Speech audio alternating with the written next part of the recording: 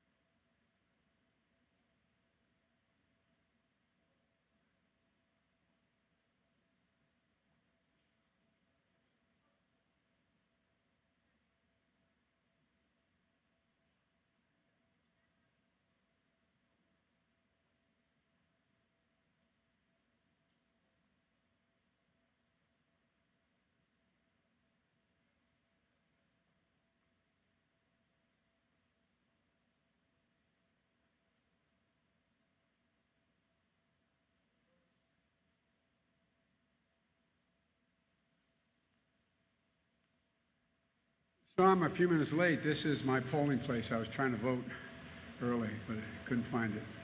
Anyway, thanks a lot for being here. I can't tell whether you're smiling or not, but thanks for being here.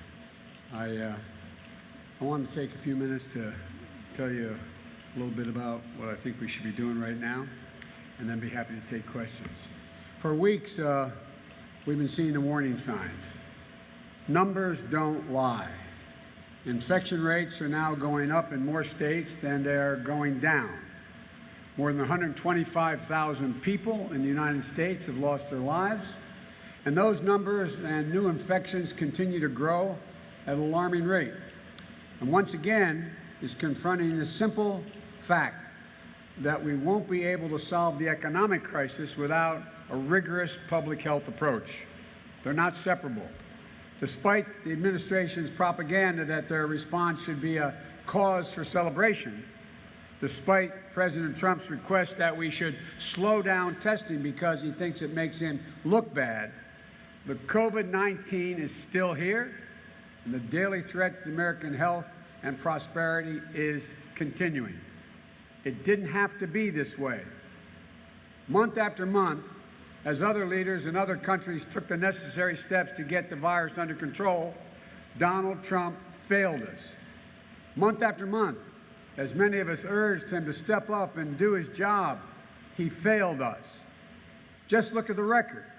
In January, I, along with others, sounded the alarm over the coronavirus outbreak.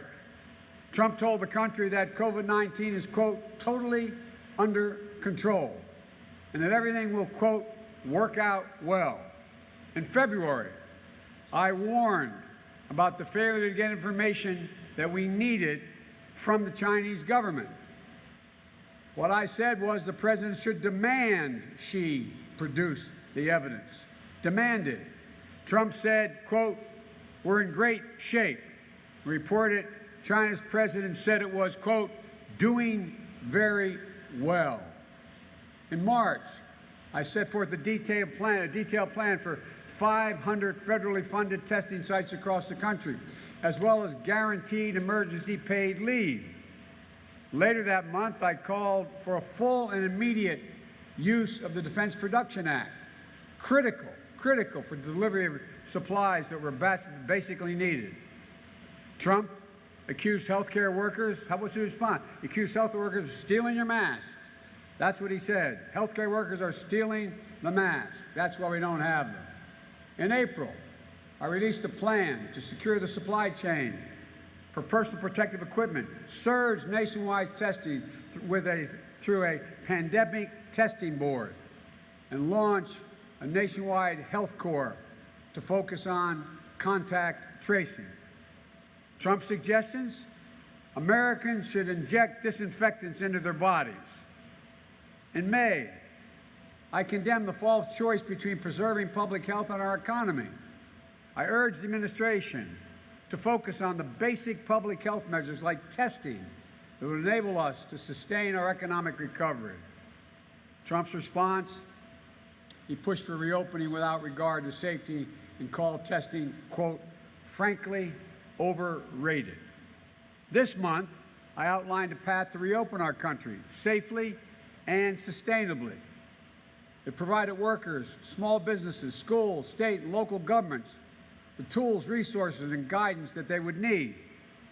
Trump's proposal, he set a cutoff date for federal funding of testing sites in several states and actually went to court to take away health care for 22 million people by trying to get rid of Obamacare. And now, Donald Trump is in retreat. Remember, back in March, when I called, and he called, we talked about the need to act like we were at war with the virus. He called himself a wartime president. Remember when he exhorted the nation to sacrifice together and, quote, in the face of this inevitable and invisible enemy. What happened? Now it's almost July, and it seems like our wartime president has surrendered, waved the white flag, and left the battlefield. Today we're facing a serious threat, and we have to meet it. We have to meet it as one country. But the president gives no direction, and he pits us against one another. We can't continue like this, half recovering and half getting worse. We can't continue half wearing masks and half rejecting science. We can't continue half with a plan and half just hoping for the best. You know, we won't defeat this virus with a piecemeal approach, lifting restrictions prematurely, increasing the volatility of the crisis, raising the likelihood of needing to reimpose restrictions. You know, until our science catches up to reality, until we have better treatment for those who become infected and ultimately are safe, proven, widely available vaccines, we have to continue to do all we can as a people and a government to keep our fellow Americans safe and healthy. Today, I'm releasing a plan with the steps I believe Donald Trump should undertake immediately to build on the roadmap I released back in March that would have saved lives if it had been adopted. It's a plan to save lives in the months ahead. But once again, I encourage him to adopt this plan in its entirety. This is too important for politics. First, testing, testing, testing. More testing is not only how you find more cases of coronavirus, Mr. President. It's how you stop the coronavirus cases. Testing followed by rigorous contact tracing, quarantine, and isolation protocols for those who've been exposed. People aren't waiting in lines for miles and miles long in baking hot cars for drive-through nasal swabs for the fun of it. They're doing it so they can protect themselves, but even more importantly, they know when they have this mask on, they're protecting others. They're protecting others. We know we're not where we need to be in testing. There are still hospitals and nursing homes that don't have access to the tests they need. Testing is how we see what's happening in communities all across the country. It's our eyes on the ground. Without that testing, we're flying blind. That's why it's so important to have reliable access to testing everywhere. We need to increase federal support for testing. That includes doubling the number of drive-through testing sites and keep increasing them until there are no more lines. We should create a pandemic testing board to spearhead a nationwide campaign so every worker gets called back to their job can have the confidence that they and their fellow workers are not infected. You know, experts agree that we need more contact tracers to track the path of this virus. Individual states like New York and California are already hiring and training thousands of tracers. But we need to do more. including hiring at least 100,000 federally funded workers to perform contact tracing and other public health tasks. And they should begin to be trained now. Second, every single frontline worker should have the personal protective equipment that they need to be safe. 5 months into this crisis, and our healthcare workers still are forced to scramble for their own supplies and have to reuse these masks shift after shift. Hundreds of healthcare workers have died from COVID-19, and tens of thousands have become infected. It should be zero on both counts for these healthcare workers if they had the right equipment. You know, how are we in this many months into this and still don't have what we need? That's why we have a Defense Production Act. You know, Mr. President, use your authority, Mr. President. Use it this week. Scale up the production of N95 masks. You know, the steps you've taken so far haven't gotten the job done, Mr. President. Fix the shortage of PPE for our healthcare workers before you tee off another round of galls. We can't just look at where we are today. We're going to need these masks and gloves and face shields for the foreseeable future. And we need to be ready. We know more is coming. Thirdly, we should be laser focused on treatments and vaccines. We should be leading a coordinated global approach on the science, not disregarding experts while pushing dangerous and disproved drugs as if they're treatments. There's been some progress toward treatment and vaccines, but the administration hasn't been transparent about how they plan to manufacture enough doses to make sure there's equitable distribution to scale. I hope they're doing it now. I called for a while ago. They should be providing $250 million to have a plan now exactly how they're going to distribute this so every American has access when and if the vaccine's available. They may be doing it, but we have no transparency. Let us see, Mr. President. The White House should report weekly on this progress. We can't end up in the same scratchy and distribution problems that we had in testing. We need to make sure the customers aren't being gouged by new drug and therapies and prices when they're developed. We have to immediately restore our relationship with the World Health Organization. For all its shortcomings and missteps around COVID-19, this is why WHO was created. It is essential to coordinating a global response during a pandemic. And the United States should be leading that response as we had in the past. COVID-19 will likely worsen at the outset of flu season this year. So we need to put in place measures now, to ensure the seasonal flu vaccine can be ready, available, and administered safely to those who need it under social distancing guidelines, especially for seniors. Fourthly, we need real plans, real guidelines with uniform nationwide standards to help us chart our economic reopening. Whatever we've been doing now is not working. The state-by-state approach will only produce confusion and slow any progress. You know, you all reported the CDC tried to clear guidelines about what stages of reopening should look like.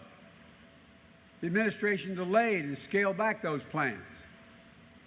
We need clear evidence-based steps that states can adopt now.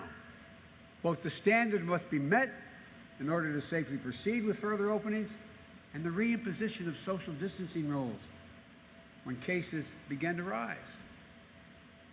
You know, this is not rocket science. We need to support schools and child care programs so parents, if and when they can return to work, are confident that their children will be safe and cared for. You know, we should be holding and providing a sticker, say, safe for shoppers, a certification to stores that prove they're minimizing their customers' risk and exposure. We absolutely need a clear message from the very top of our federal government that everyone needs to wear a mask in public period. Period. Wear a mask. It's not just about you. It's about your family. It's about your nation. It's about your neighbors. It's about your colleagues. It's about keeping other people safe. It helps you, yes, but it's about keeping other people safe. It's a simple measure. It is also one of the most effective ways we can do the right thing. It may be inconvenient. It may be uncomfortable, but it's the right thing to do as an American. Protect your coworkers and neighbors. And finally, we need to protect the populations most at risk, our seniors, our black and brown populations, Native communities that are being hit the hardest, vulnerable populations with pre-existing conditions. Know that this continued growth in case numbers is causing a lot of fear and anxiety. People, especially older Americans and those with loved ones in nursing homes, I get calls all the time. They're simply scared. They're frightened. This isn't just taking a toll on their physical health. It's an emotional cost as well. We can't expect vulnerable populations to quarantine indefinitely without support. And I want them to know that their health and safety will be my responsibility if I'm your president. And I will not abandon you. You know, these are 5 fairly straightforward steps that are going to help defeat this pandemic. And if you suspect that a lot of these steps are the same sorts of things I was talking about in March when I released my first COVID-19 response, you'd be right. If it feels like you're hearing the experts talk about the same issues for months, you'd be right.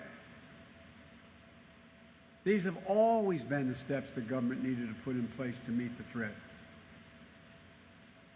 Statewide lockdowns that so many Americans lived under for months were intended to buy us time to get our act together.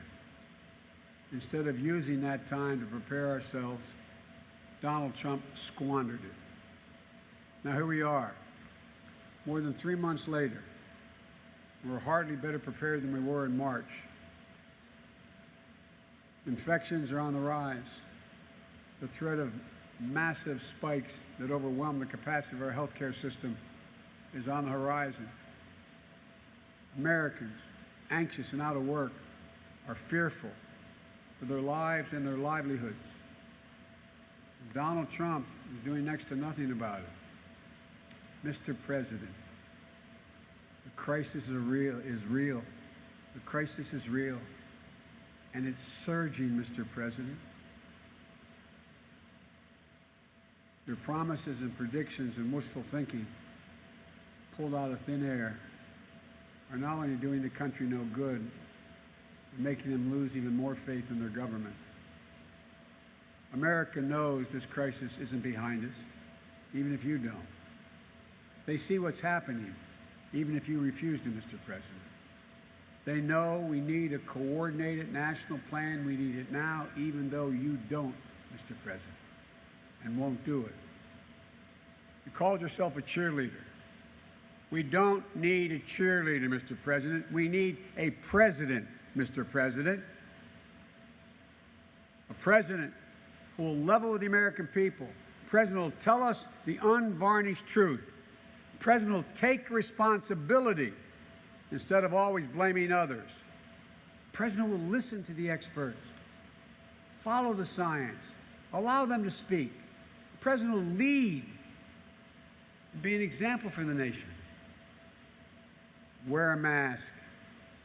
Keep your distance. Limit the size of crowds. Mr. President, this is not about you. It's about the health and well-being of the American public. American people don't make enormous sacrifices over the past 4 months so they could just waste their time, and you could waste all the efforts they have undertaken. with your midnight rantings and tweets.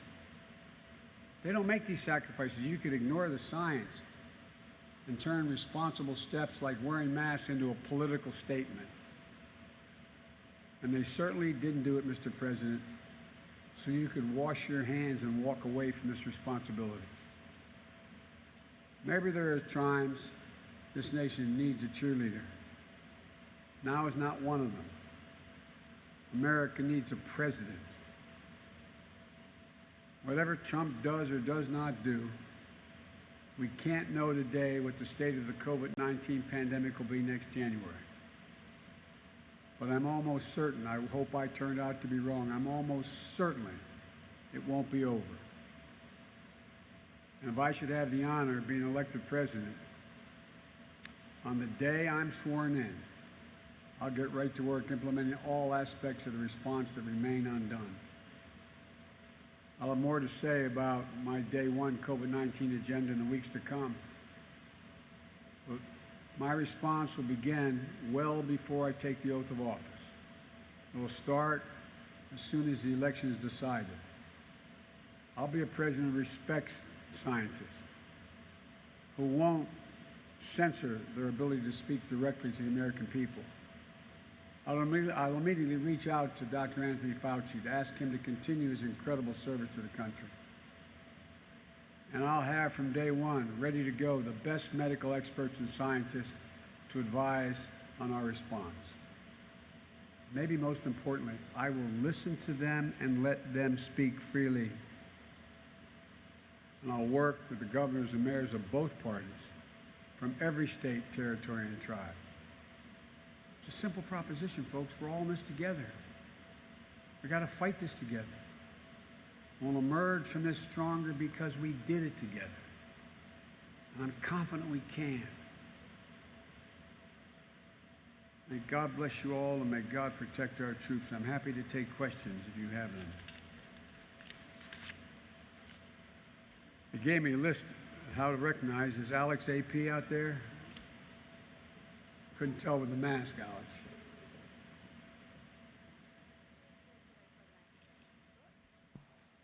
I will work with that. All right. So we reported yesterday that President Trump was briefed as early as March of 2019 that Russia had ordered or offered bounties to the Taliban for the killing of U.S. soldiers. You called his inaction on this issue a betrayal. So broadly, what consequences do you think the president should face for that betrayal? And specifically, what do you think Congress should do? Well, look, first of all, Congress and the intelligence committees on the Congress, both parties should demand the facts. This seems to be a moving story. As I was leaving, I had the television on, as I put on my shirt. And I understand there's even some more information that's come out today about what was known. One of two things. This president is, he talks about cognitive capability. He doesn't seem to be cognitively aware of what's going on. He either reads and or gets briefed on important issues and he forgets it, or he doesn't think it's necessary that he need to know it. But the fact is that at a minimum, the discrepancy allegedly within the intelligence community as reported, some thought it was more certain and others thought it was less certain. That should be resolved. The president should have on day one said, I want you to come before me in the Situation Room and lay out the differences and discretion. Who is saying what? Let's get to the bottom of this, number one. Number two, it's clear to me that, and I don't know whether he did, he should have immediately contacted our Joint Chiefs of Staff, gotten them all in one room and sat and said, okay, what are we doing to prevent this? What are we doing to prepare to deal with this if this is happening? How are we doing this? What are we doing? Thirdly, he should, at a minimum, have picked up the phone and said, Vladimir, old buddy, if any of this is true, and it doesn't cease immediately, you've got a big problem. A big problem. And make it clear. get to the bottom of this. It appears as though, from what I have, and I don't have access to classified information anymore, but if what I have heard over the last week and the recent reporting that it was in the PDB, the Presidential Daily Brief. The Presidential Daily Brief is something I read every single day as Vice President. The President read it every day. I was briefed every morning before I got to the White House and then again. So the idea that somehow he didn't know or isn't being briefed, it is a dereliction of duty if that's the case. And if he was briefed and nothing was done about this, that's a dereliction of duty. I guess the best way for me to end this is, I was talking to Jill, my wife Jill, and I don't see her get outraged very often.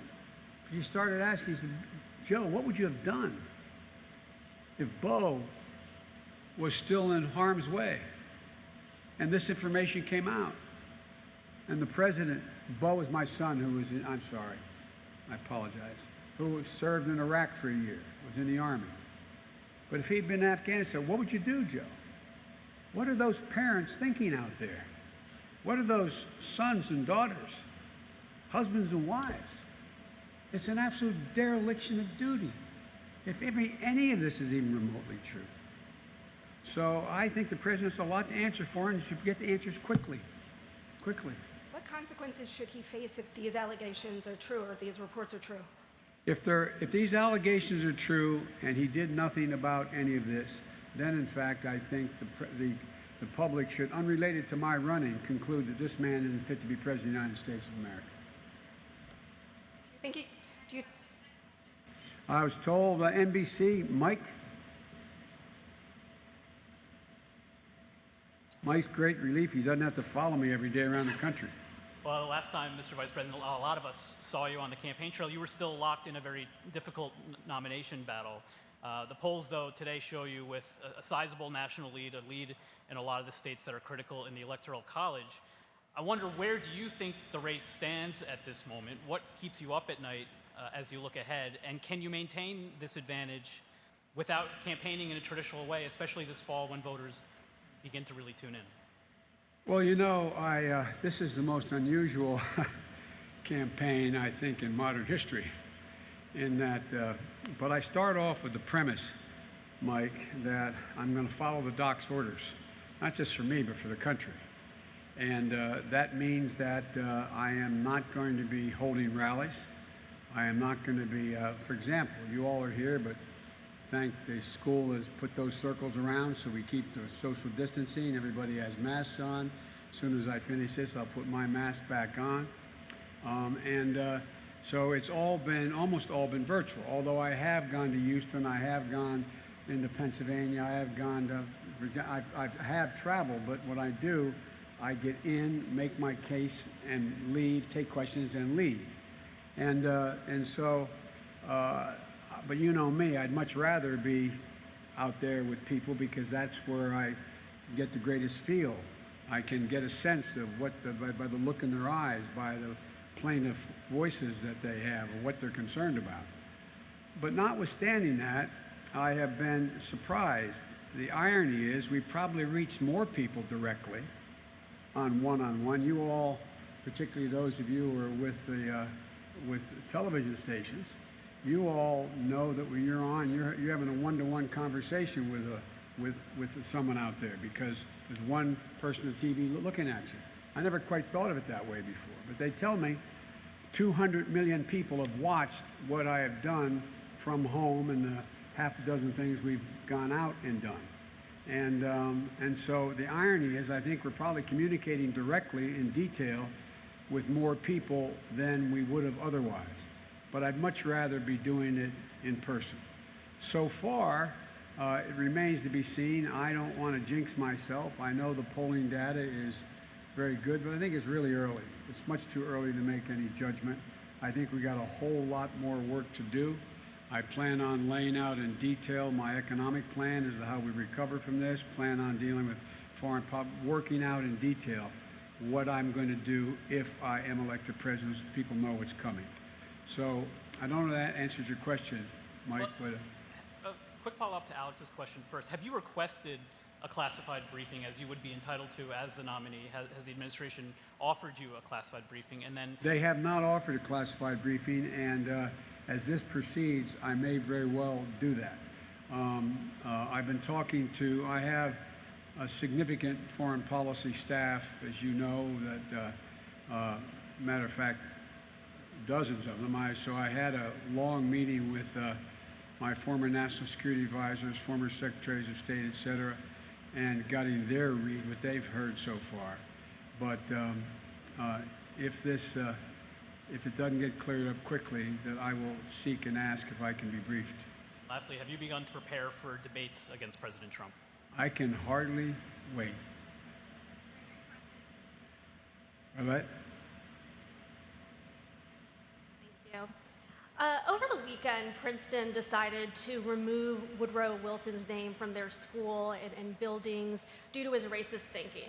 President Trump yesterday called that decision incredible stupidity. What do you think about Princeton's decision and the president's comments?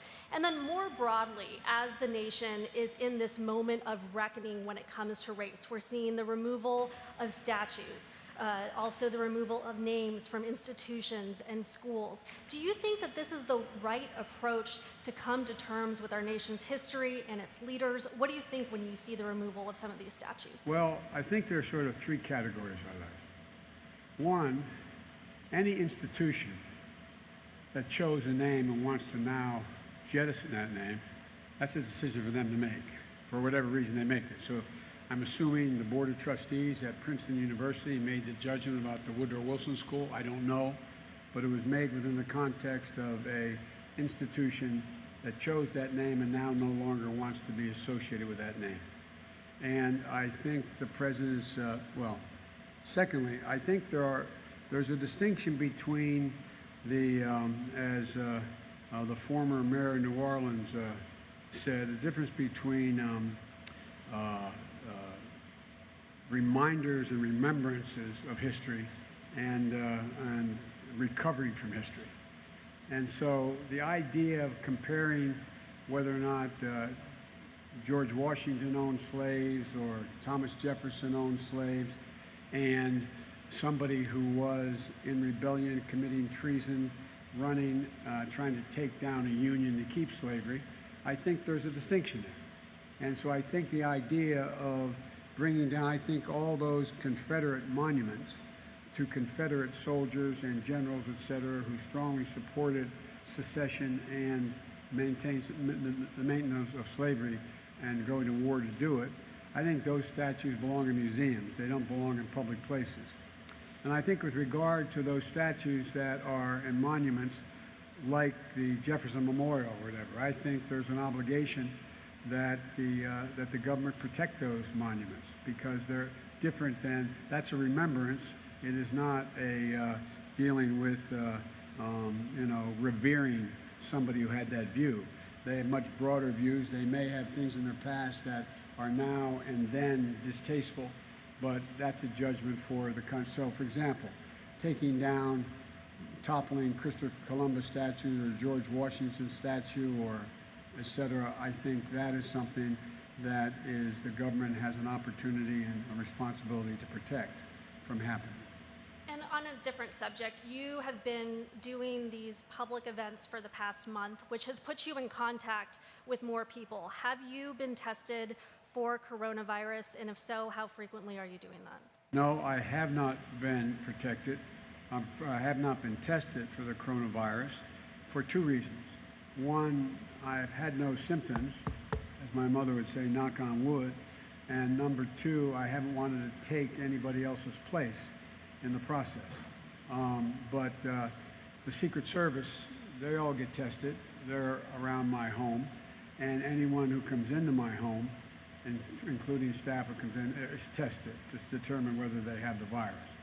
I expect what I'm going to do, so it doesn't look like I'm moving in the front of the line here, is be tested relatively soon.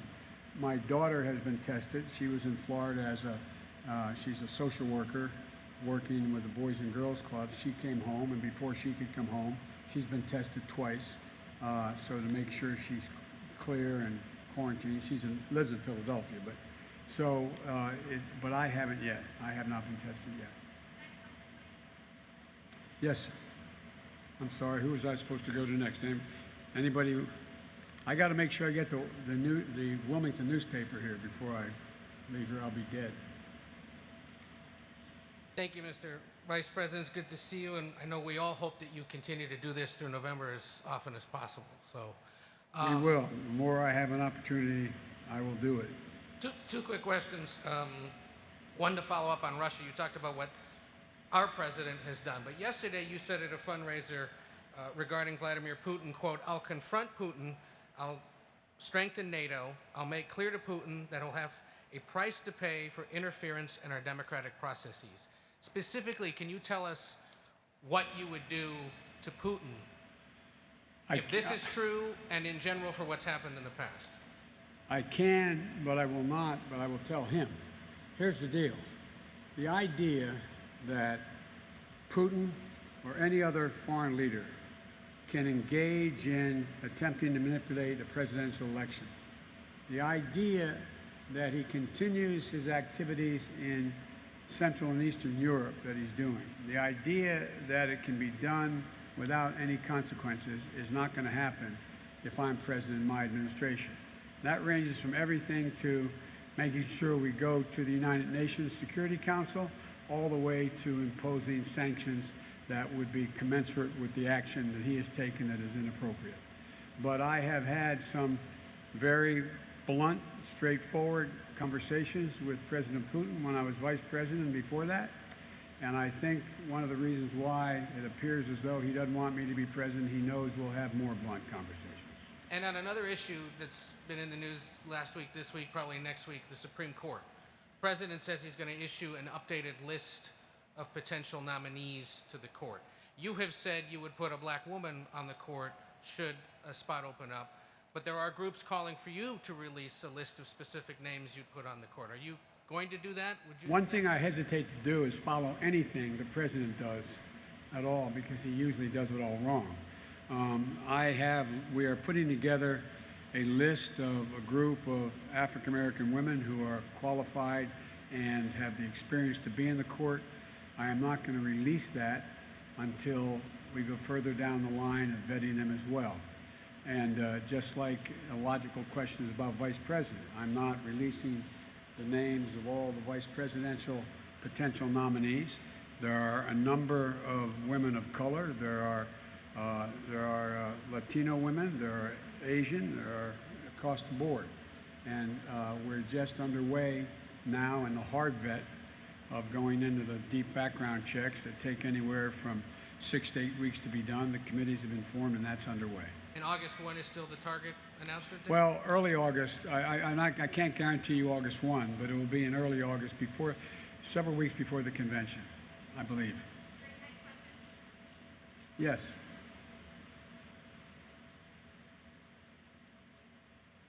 Thank you, Mr. Vice President. This is a two-parter. Just to follow up again on Russia, do you believe that if those reports are true, that Trump is guilty of violating his oath of office? And on your VP choice, you've said that you want your running mate to be ready on day one to do the job. Do you think that someone who does not have national security or foreign policy experience can be ready on day one? Yes, and that depends. Look, one of the things you try to do, I've talked at length over the years with President Obama about this. You try to find people who have a background and an expertise that you may not have. And so one of the reasons President Obama picked me is because I had considerable experience in getting things done in the Congress, and secondly, I had considerable experience in foreign policy and national security. And although he had clear views of what, in fact, he wanted to do and what his strategy was in terms of America's role in the world, he was looking for someone who had day-to-day experience and knew a lot of those world leaders. And so I think that although that's a helpful thing to have, it's not necessary, because I start off with the two places I still have some expertise are in both those places, in uniting the country in the Congress and foreign policy. And so it is almost all of the women I'm considering have had some exposure to foreign policy and national defense issues, security issues. But that is not a minimum requirement. The requirement is that they have the intellectual capacity as well as the temperament as well as the leadership qualities that lend everyone to believe that they would be ready on day one to be President of the United States of America. With regard to whether or not the President, it depends on exactly what he did and what he knew, but at a minimum, he either doesn't understand his job and is having difficulty sitting down and being able to read a report, because a lot of those reports come across that he says, I didn't read it, or I didn't see it, or I didn't know it. I don't know how he could not read and not see and not know so many different things that have come up over the last 3 years. And so, but it is clearly a dereliction of duty, and it is clearly something that I think everyone, including my Republican friends and my Republican opponents in the House and Senate, are worried about as well. Thank you. All right, where's the Wilmington, the Delaware State News? I mean, Delaware News Journal, I should say. That's my hometown team. I better call on them. How are you, Mr. Vice President? How are you? So like other states, Delaware, your home state, is seeing an increase in coronavirus cases. Do you have a message for Delaware officials, state and local governments, for how they've handled the pandemic so far, how they need to handle it going forward? Well, I think they've handled it pretty well so far, but now I think you're seeing the governor make some adjustments because there has been an uptick, not tremendous, but there's been an uptick. It was one of the states that was, I get briefed every day by a group of leading docs around the world, around the country, Vivek Murthy and Dr. Ben, anyway. And so every day I get a printout, I have it in the book here, of the states that are doing better and doing worse. Up to now, there has been a decline, and now it's opening up slightly. And I have not spoken to the governor today, but my guess is, I'd only guess, is that he's going to be looking very closely at what happens on the Delaware beaches now, how that has occurred, and restaurants and bars. I don't know enough to know that, though. The good news is that it's flattened out. The bad news is there's a slight uptick. And I have not gone into the detail with the governor, nor is I speak to him not infrequently, but a couple times a month, 3-4 times a month. And so I don't have any advice for him yet because I don't know where it's popping up. Thank you. Thank you. I'm going to get in trouble. Fire away. I know. I tell him I'll be late just a little bit, okay? All right? Thank you, Mr. Vice President. I always get in trouble on the last question, but go ahead. We appreciate it. The response to this pandemic has become very politicized. Even wearing a mask has become political. If elected, how are you going to get Americans on the same page? And can your plan be successful if they aren't? Well, I think the way to get it on the same page is to, I'm going to try to say this politely, is to lower the rhetoric based on division. Stop appealing to the less healthy side of society. Instead of, for example, when a golf cart goes by yelling white supremacy and the president tweets it out, don't do things like that. Bring the country together. We're giving a portion of the population who has responded to the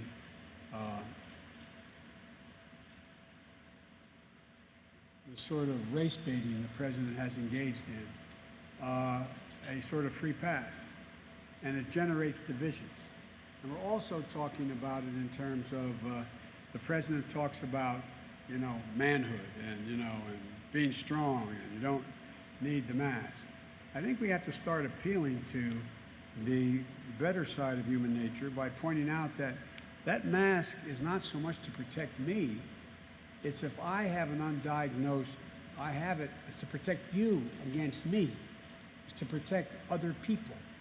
And it's called patriotism. It's called responsibility. It's called making sure you look out for the other person. And we have spent too much time, if you notice, the president puts everything in terms of him. And I'm not being facetious. Everything is him. It's I don't think, or I don't take responsibility, or I didn't do that, or I believe that. I mean, it's not about I, it's about us. And I think changing the tone of an administration across the board, allowing scientists to speak, making sure that people understand the facts, good, bad, and indifferent. And when a mistake is made, to say, I made a mistake, I was wrong, shouldn't have done it that way, we should do it this way. I think all those things change the atmosphere. Let me conclude it by saying this, and I apologize, you've heard me say this before.